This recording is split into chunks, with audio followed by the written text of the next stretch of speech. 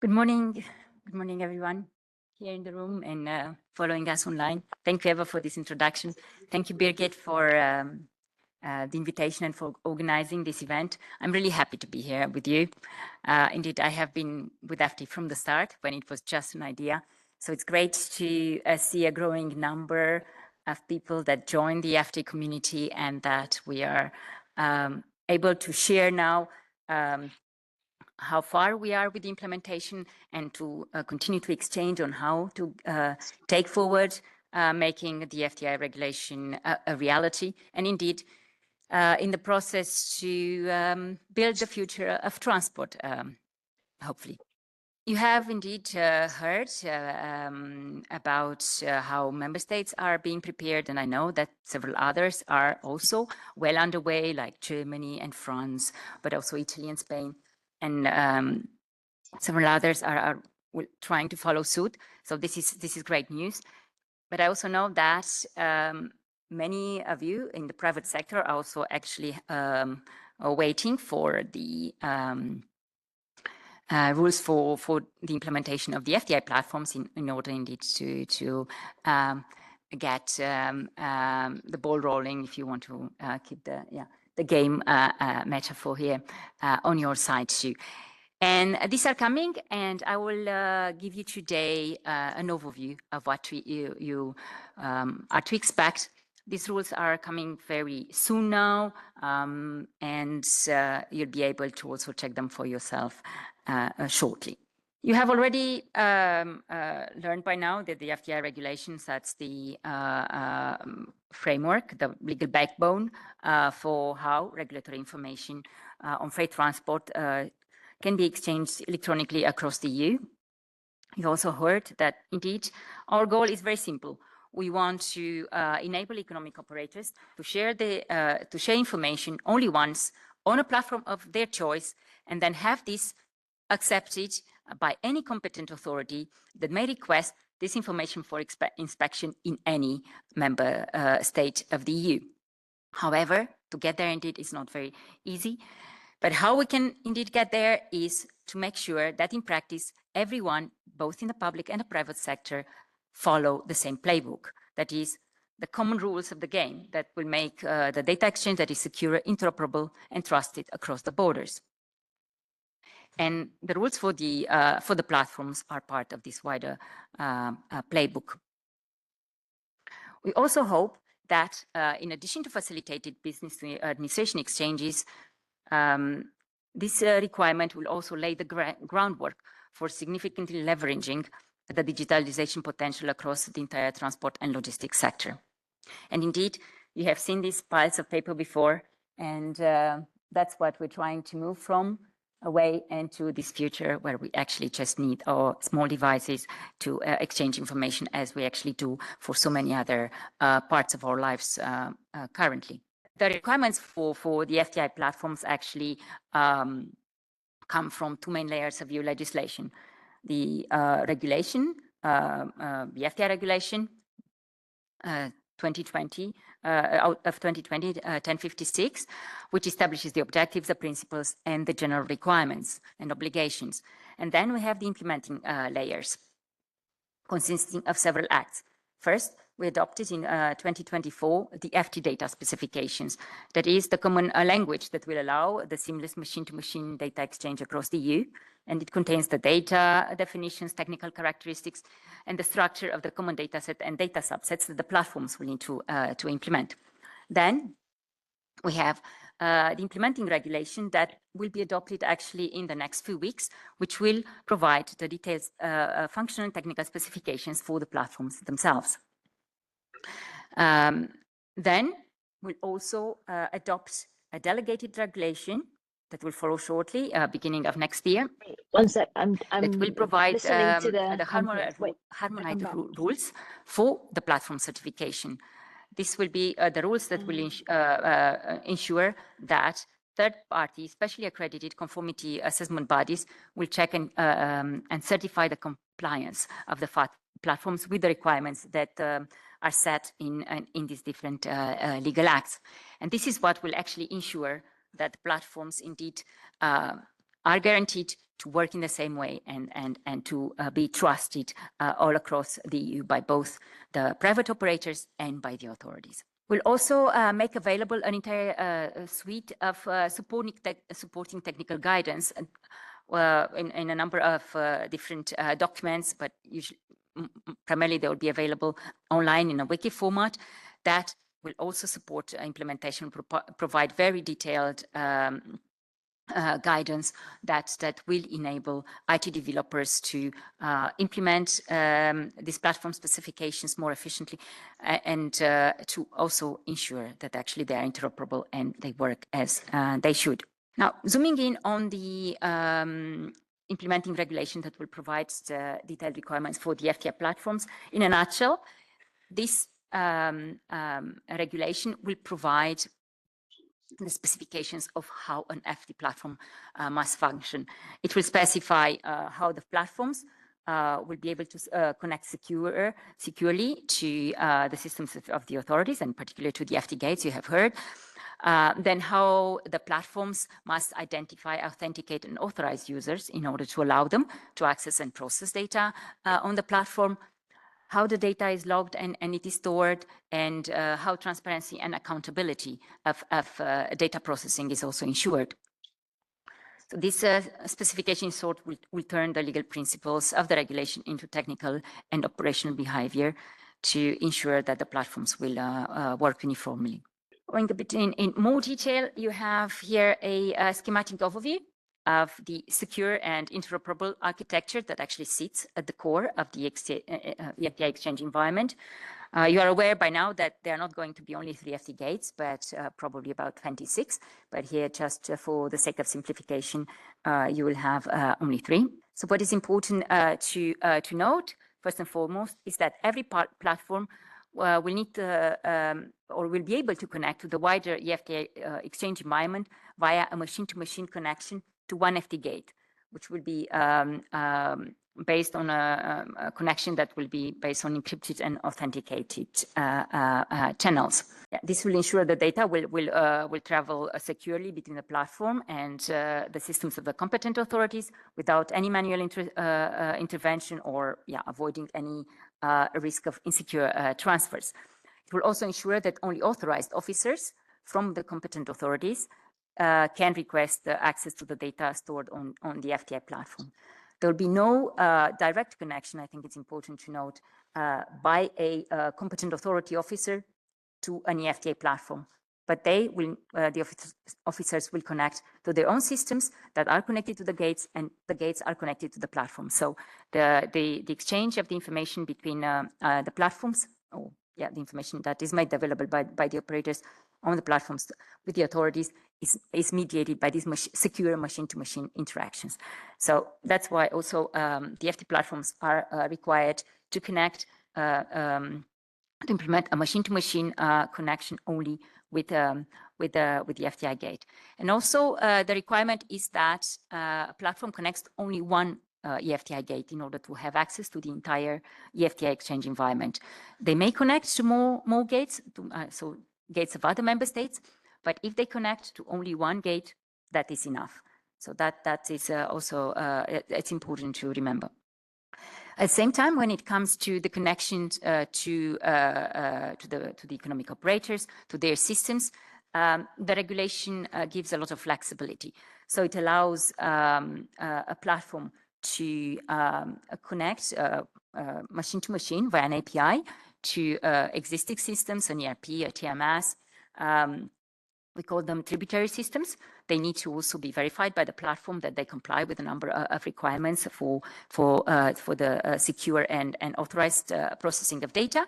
But otherwise, that's they can just simply automatically connect, and then the users can just the business users can upload their information as they usually do on their own systems, and the data then it can be transferred directly, uploaded on the platform. Or you can have an eFTI platform integrated in existing systems of operators. Basically, you have part of the system, then it's adapted and certified to comply with the requirements in the regulation. Or you may also just have eFTI platforms that are standalone, that are only used for eFTI data exchange, and where the users only interact via an application, web-based or mobile interface. So there are a variety of options that can be implemented. What is important for us is that we avoid to force everybody to rebuild from scratch these platforms, but rather to encourage reusing existing solutions, and this should support faster and more cost-efficient uptake. Mentioned before, but it's important to reiterate, access management is also a key pillar of the eFTI platform specifications. The business users, the users that represent the economic operators, because they are distinct from the authorities, they must be reliably identified and authenticating using electronic identification means that comply with the eIDAS. You may be aware that there are different assurance levels of, under the eIDAS regulation for e-identification, which is regular, advanced, or simple, advanced, or qualified. And in our case, we'll require the platforms to implement a advanced only identification authentication solution. So not the qualified one, the one that is the highest level of assurance, and it's really the equivalent of a blue ink signature. So that should also keep the help to keep the costs down. Same time, authorization registry will be required to be used by the platforms in order to track the specific rights of the different business users, and that will allow them to see what they can actually do, create or read or sign data. So all these we need to be clearly defined and managed via these authorization registries that the platforms must host or must have access to. So it's important to note that the information and all action on the processing of the data on the eFTI platform needs to be logged in order to be later auditable. Also importantly, also temporary business users will be enabled to process data on the eFTI platform based on a one-off login that is provided based on what you may know as by now as known as two-factor authentication method. And this will allow, for example, when taking over the goods, just you need to have a signature, so you don't have to be have a login and a password on all the different platforms that as a carrier or as a beneficiary that is a final consignee that gets the goods need to sign, but rather you can just based on this one-time credentials, you can also perform processing on the platform. Another important element of the specifications that you'll find in this implementing regulation is the eFTI consignment movement data set. This is a central element, and it's also a new concept. You have not come across it until now, because it has been born out of the necessity of matching the information that is currently in the existing business transport documents with the information requirements that are in the applicable EU and national legislation. So a consignment movement is actually a unique mix and match, if you want, between a single consignment, which we define as the set of goods that are subject to a contract of carriage, and a transport means that is taking them from point A and delivers it at point B. So consignment movement starts when the consignment is loaded on a means of transport and ends when that consignment is offloaded of that means of transport. So you also can see on this slide how a consignment movement compares to a business transport document. In this case, we're looking at CMRs on road transport in particular. So you see a consignment. We have three consignments there. We have a yellow, a white, and a pink. And for each of these consignments, we have different consignment nodes, different eCMRs. But a consignment movement for let's take consignment, the yellow consignment. The package is represented with the yellow. That consignment movement starts in point A when it is picked up by the truck, and it ends in point D when it's offloaded a truck. For the other consignments, it's the consignment movement starts when they are picked up and again, where they are offloaded. So you may have different starting points, and then if you have different starting points for different consignments, that they have different consignment, they constitute different consignment movement, and they are represented by a different consignment movement data set. So this is the information, how the information will be organized on the platform. So it's not document, it's also not the transport operation, because transport operation, it's actually from A to B, and it contains 3 consignment movements. And also a consignment, can actually have a longer trip, but we talk about, a consignment by that takes a trip by a certain means of transport. And this is how the information will be organized. I hope you'll get familiar to it, because it's something that it's new. But we have tested it for different use cases, and it seems to work for all the different requirements in the different EU and national legislation, also dangerous goods or shipment of weights. So it is working. Also cabotage. So this is how we will have the information that is going to be organized on the platform. But again, that doesn't mean that you need to make too much effort to adapting it, because the platform will already be able to generate automatically the template for the consignment node based on the data subsets that are already predefined, that correspond to the legislation that applies to that transport and to which we need to prove compliance. So this template is automatically generated by the platform, because it will know by where it is, the transport will take place. And of course, you will input the information, the economic operators will input that information. But then on that basis, it will be able to select based on the type of transport operation, by which mode, and the countries that it will be crossing, then what legislation is applicable, and therefore which data needs to be provided. And then it's just will be filled in based on the information that is already in the business document, in the transport documents, in this case, the CMR. So that will be easily done. And this is I think very, very, very important to remember, and also to realize that it's less complicated that it might sound. But it will allow businesses to store data or upload data and organize it on their own systems, as they always have done. And then it's just the platform that will select that information specifically that needs to be available to prove compliance with the different applicable laws. And this is actually that will allow, that we don't have, like today, the piles of paper that the officer will have to select what information is relevant in order to decide whether transport operation is compliant or not.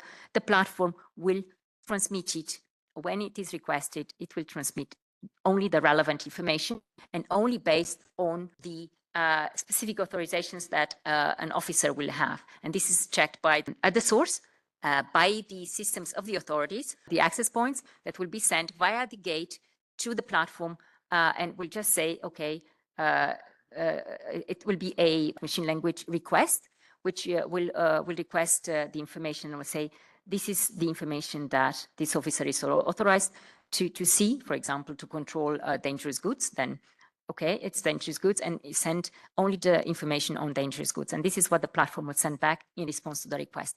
So that's why, if you recall, that machine-to-machine connection that I mentioned, and no human intervention, that's how it will work. It's just coded requests, and the platform, based on the information in that coded request, will send only the relevant information via the system, eventually to the officer. Requirements in these detailed specifications in this forthcoming implementing regulation also clearly specifies what operations the platforms should enable the business users, the economic operators, to do.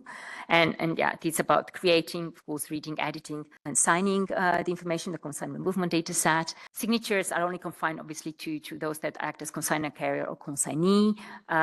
We also should be able to apply what is called, the combined transport stamp, but it will be just a seal or a signature by whoever needs to apply that so-called stamp. And we also have clear requirements about how a data set is to be archived once the movement is completed, and when. And all these operations, also for all these operations, there are requirements that the platform will perform certain automatic actions to ensure validation checks, time stamping, and logging, in order to ensure that every step has a legal and technical integrity. So if it has not been clear by now, just to reiterate that data protection and trust are absolutely central to the eFTI framework. Already explained how we're trying to ensure that by first and foremost through due identification and authorization, by a number of cybersecurity measures